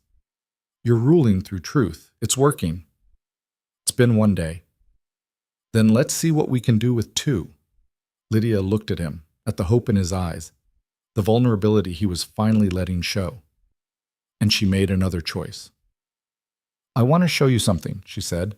She led him to the nursery, to Vera's cradle. The baby was awake, staring at shadows on the ceiling. When I was pregnant and alone, Lydia said quietly, I used to imagine what kind of person she'd be. Strong, obviously, brave, but also kind. The kind of person who helps others survive. She will be, with you as her mother, with us as her parents. Lydia looked at him. If you mean what you've been saying about partnership, about change, I do. Then prove it. Not just to me, to everyone.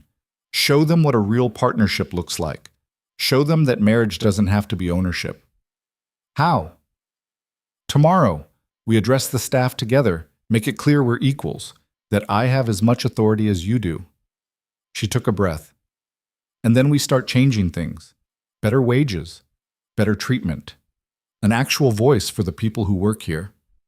The other nobles will call it radical. Let them. Rowan was quiet for a long moment. Then he smiled, real, unguarded. All right, let's be radical. They stood together, watching their daughter.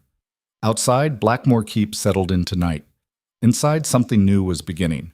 Not perfect, not easy, but possible. And for the first time since leaving this place, Lydia felt something she'd almost forgotten. Hope. Hope was dangerous. It made you believe things could actually change. Morning came too early. Vera woke screaming at dawn, hungry and indignant. Lydia fed her while watching the sun rise over Blackmore's grounds, the same view she'd seen 3 years ago as a terrified bride, and 7 months ago as a woman planning her escape. Now she was neither of those people. She wasn't sure who she was yet. Ready? Rowan appeared in the doorway, already dressed. He looked nervous. No, but we're doing it anyway. The staff assembly was scheduled for 8. By 7:30, the main hall was packed. Servants, groundskeepers, stable hands, kitchen staff, everyone who kept Blackmore running while the nobles pretended it ran itself. Lydia walked in carrying Vera. The baby was awake, looking around with serious dark eyes. The crowd went silent. She'd chosen her outfit carefully. Not a gown. The practical dress from Creston's Edge, clean but unmistakably common. Her hands still showed calluses. Her hair was pulled back simply. She looked like what she was, a woman who'd worked for her survival. Rowan stood beside her, equal height, equal position. He'd insisted on it. Thank you for coming, Lydia said. Her voice carried, stronger than it used to be. I know there are rumors about where I've been, what I've done. So let me tell you the truth. She told them everything. The escape, Creston's Edge, learning to gut fish with blistered hands, the women who'd taught her to survive, giving birth in a storm while armed men hunted her. I left because staying here meant teaching my daughter that women exist to be owned, she said. I came back because I realized running away isn't the only form of resistance. Sometimes you have to stay and break things from the inside. The staff was staring. Some looked shocked. Others, particularly the women, looked like they were seeing her for the first time. Things are going to change at Blackmore, Lydia continued, starting with this. You're not servants. You're people who work here, and you deserve to be treated like people. Rowan stepped forward. Effective immediately, all wages are increasing by 30%. Working hours are reduced. No one works more than 10 hours a day. Sundays are full rest. No exceptions. Murmurs rippled through the crowd. Additionally, Lydia said, we're establishing a council, staff representatives who meet with us monthly to discuss concerns, conditions, and needed changes. Your voices matter. We're going to start listening. Thomas, the head butler, raised a hand tentatively. Your Grace, both of you, this is highly unusual. Yes, Rowan said. It is. The other estates won't understand. They don't have to, Lydia said. We're not doing this for them. We're doing this because it's right. A woman in the back spoke up. Why should we trust you? Nobles make promises all the time. They never keep them. You shouldn't trust me, Lydia said. Not yet. I haven't earned it, but I'm asking you to give me the chance to try. Watch what we do, not what we say. If we fail, call us out. If we succeed, help us do more. Silence. Then Mrs. Hewitt stepped forward. I'll vouch for her grace, she said loudly. She could have frozen to death on the moors rather than come crawling back. Could have let her baby die rather than risk returning here.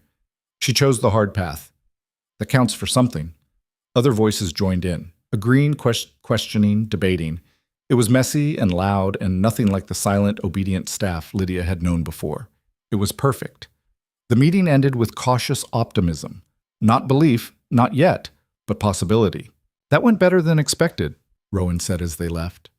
Or worse, depending on what the other nobles do when they hear about it. Let them hear. But Lydia knew it wouldn't be that simple. Change never was. The first test came 3 days later. A formal dinner. Lord and Lady Ashford, the Pembertons, several other titled families.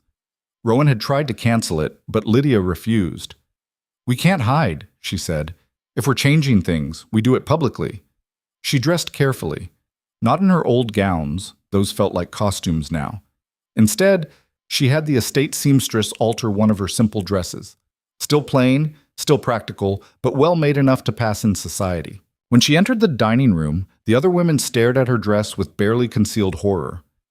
How rustic, Lady Ashford murmured. How practical, Lydia corrected. I can actually breathe in this. Revolutionary concept. Dinner was excruciating. Polite conversation that was anything but polite. Questions about her illness that everyone knew were code for, why did you abandon your husband? Lydia answered honestly. I wasn't ill. I left because my marriage was breaking me. I returned because I chose to, not because I was forced. Silverware clinked in the silence. Lord Pemberton cleared his throat. Surely that's a private matter. It was private. I made it public. Because I'm tired of pretending everything is fine when it's not. She looked around the table. How many of you are in marriages that make you miserable?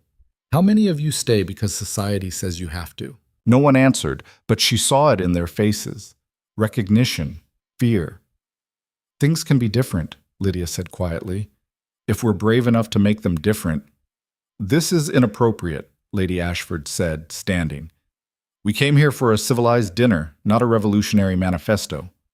Then you came to the wrong house. Lydia stood too. Because Blackmore is changing, and anyone who has a problem with that can leave. They left. All of them.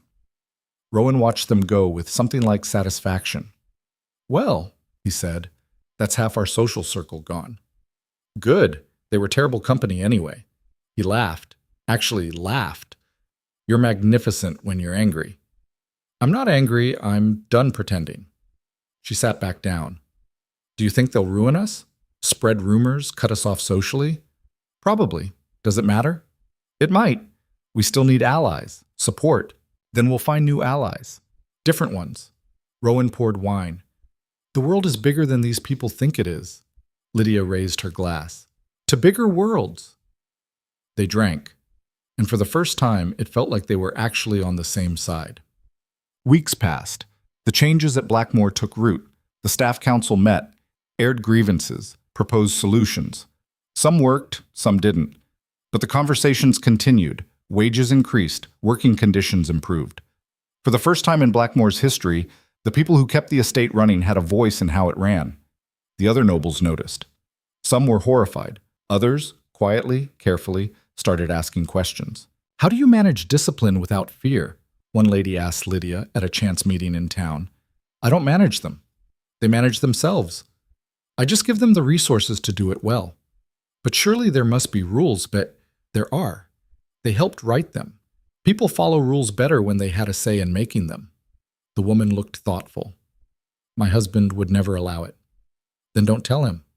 Start small. Ask your staff what they need. Listen when they answer. See what happens. Lydia didn't know if the woman would try it, but she'd planted a seed. More seeds were planted. Conversations with estate wives who were quietly miserable, discussions with merchants who'd never been treated as equals, letters to other noblewomen explaining what she was trying to build. Some people laughed, some were scandalized, but some listened, and that was enough. Vera was growing. 2 months old now, alert and observant. She watched everything with those serious dark eyes, Rowan's eyes, though Lydia would never say it out loud. "She's going to be trouble," Elin wrote in a letter. "Good. The world needs more trouble from women." Lydia wrote back religiously, updates on Vera, on Blackmore, on the slow, grinding work of change. "It's harder than I thought," she admitted in one letter. "Some days I want to give up, come back to Creston's Edge where things were simpler." Elin's response was blunt. "Things were simpler because your expectations were lower. You're doing important work. Don't stop just because it's hard." So Lydia didn't stop.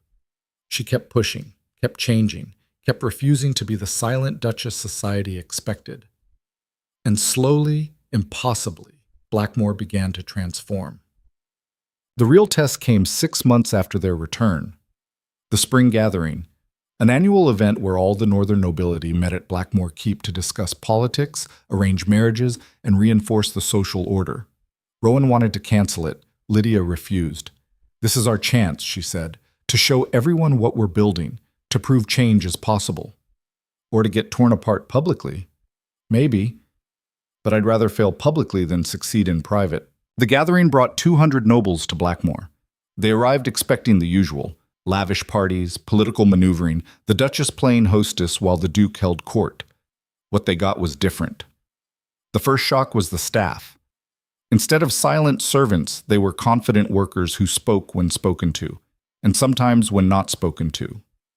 "Is the wine satisfactory, my lord?" a footman asked Lord Pemberton. "It's fine. Good. We changed suppliers.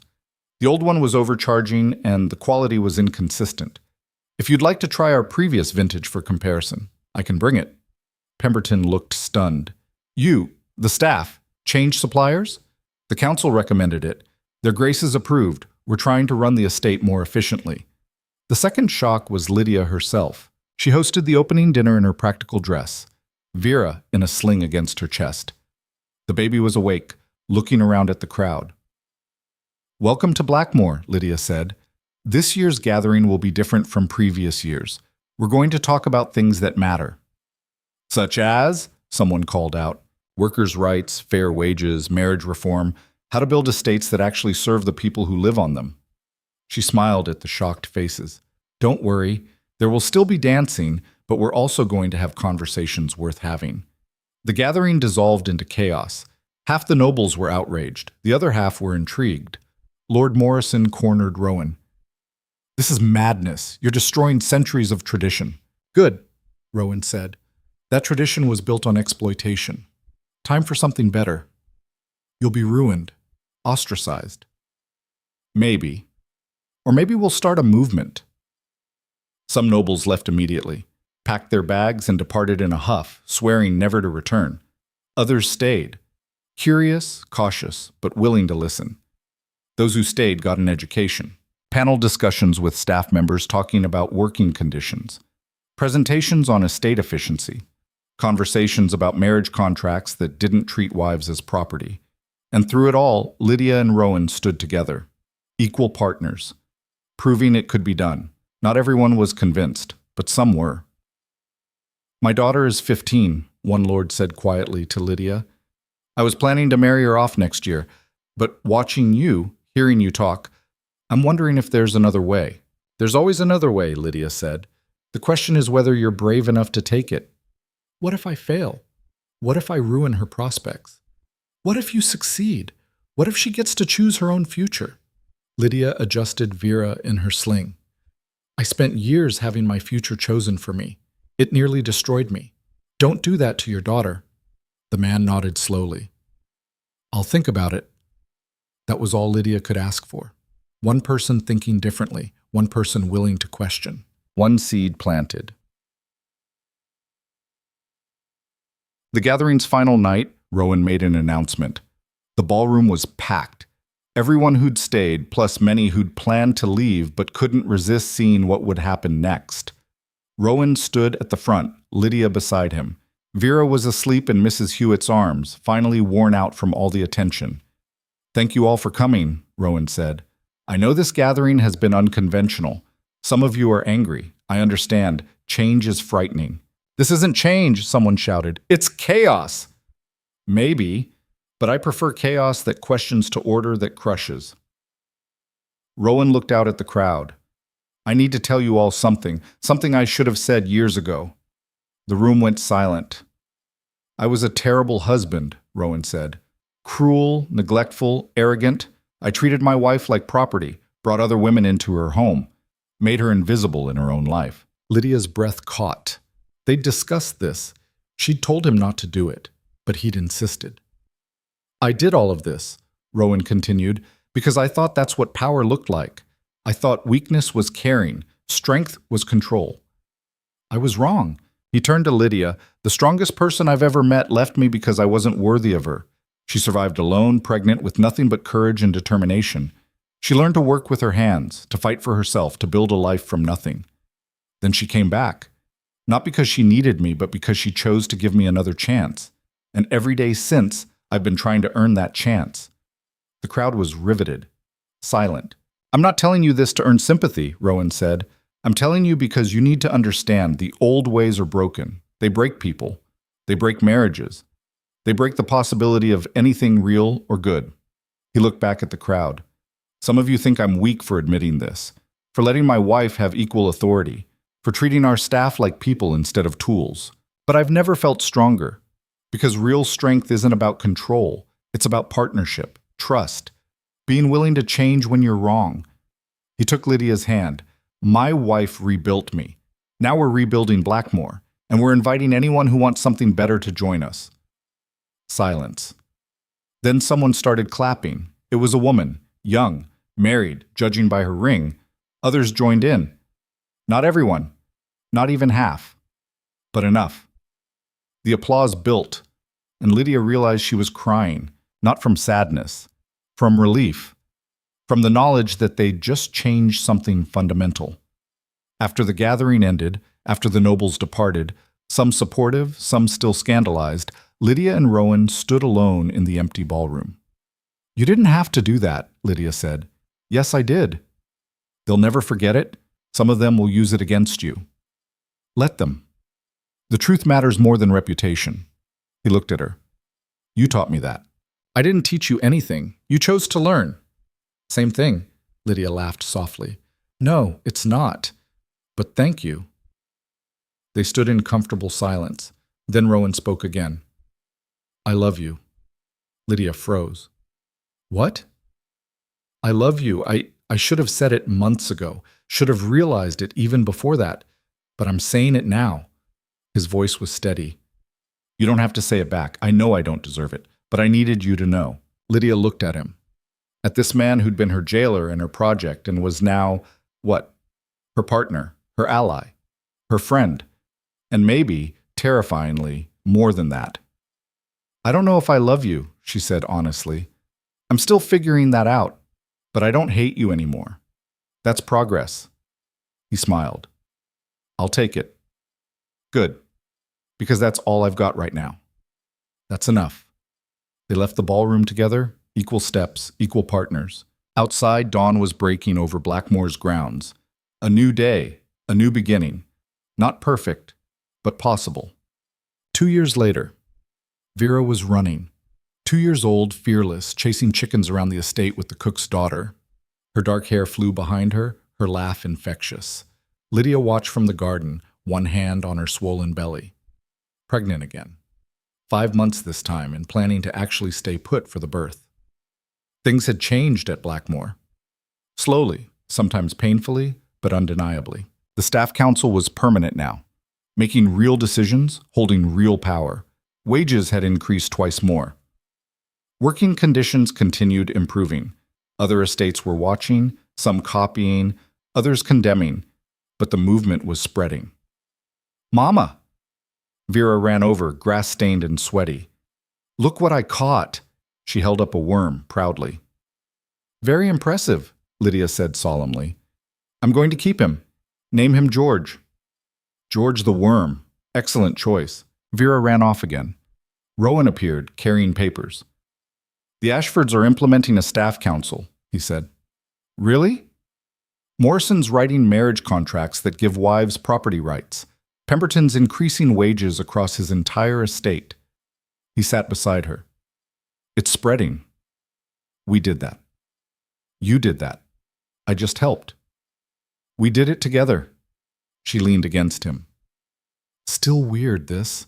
Us actually working. Terrifying, he agreed. I keep waiting for it to fall apart. It might. We might mess up our kids. Fail at this whole partnership thing. Make terrible decisions. Probably. But we'll fail trying to do something good. That counts. It does. Vera screamed joyfully as she chased another chicken.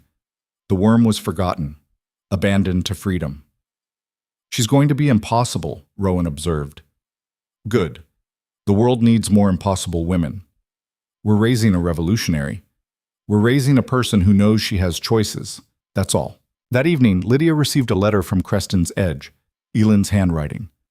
Heard about the gathering, heard what Rowan said. Didn't think the bastard had it in him. You've either performed a miracle or the world's longest con. Either way, I'm impressed. Kara says to tell you we're coming to visit next month. Hope you've got room for guests who still smell like fish. Don't get soft on us just because you've got a nice house again. Remember where you came from. E. Lydia smiled. She'd never forget. Couldn't forget even if she wanted to. Creston's Edge had saved her life, had taught her to survive, had shown her what real strength looked like. Now she was building on those lessons, creating something new. That night, putting Vera to bed, Lydia told her daughter a story. Once upon a time, she began, there was a woman who thought she had to be small to survive. But she learned something important. Sometimes survival means getting bigger, taking up space, refusing to disappear. What happened to her? Vera asked sleepily. She fought. She ran. She came back. She built something new. Did she win? Lydia thought about it. About Blackmore's changing grounds, the staff who now had voices, the nobles slowly questioning old certainties. She's still fighting, Lydia said. But yes, in the ways that matter, she won. Will I fight too? Probably. But you'll have help, and choices, and the knowledge that you're worth fighting for. Vera's eyes were closing. Mama? Yes, love? You're brave. Lydia's throat tightened. Thank you, sweetheart. Like George the Worm. Exactly like George the Worm. After Vera fell asleep, Lydia stood at the window, looking out at grounds she'd once fled in terror, at walls that had been her prison. Now they were something else, not perfect, not fixed, but changing. Rowan appeared beside her. Thinking about running again? Every day. Should I be worried? No, because I learned something in Creston's Edge. She looked at him. Running isn't about leaving. It's about choosing your battlefield. And I chose this one. No regrets? Thousands. But they're mine. That's what matters. He kissed her forehead, gentle, careful, still learning what affection looked like. They were both still learning. I love you, he said again. He said it often now, like he was making up for years of silence. And this time, finally, Lydia could say it back. I love you too. Not the way I thought I would. Not the fairy tale version, but the real version, the hard version, the version that survives. That's better than fairy tales.